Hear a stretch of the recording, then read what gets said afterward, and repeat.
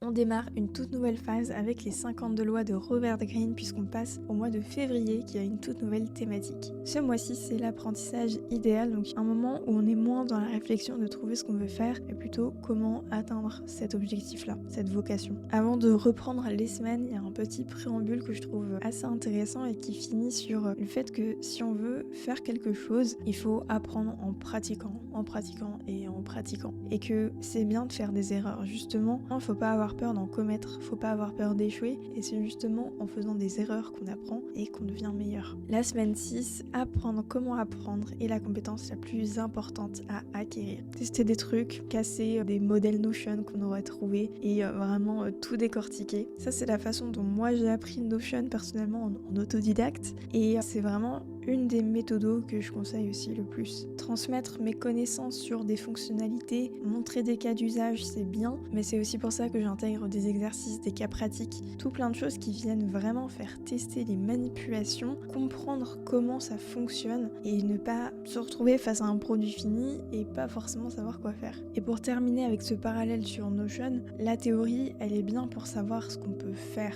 mais c'est justement en faisant beaucoup de pratiques, en testant des choses, qu'on va comprendre comment les appliquer. Ça, c'est pour moi une des choses fondamentales quand on apprend Notion. Je devais parler de ce livre, mais évidemment, ça dérive sur ce sujet. En tout cas, j'ai hâte de ce mois de février sur l'apprentissage. C'est un sujet qui me parle, encore une fois, beaucoup. Et je suis sûre que je vais apprendre pas mal de choses. On se retrouve dans quelques jours pour la semaine 7.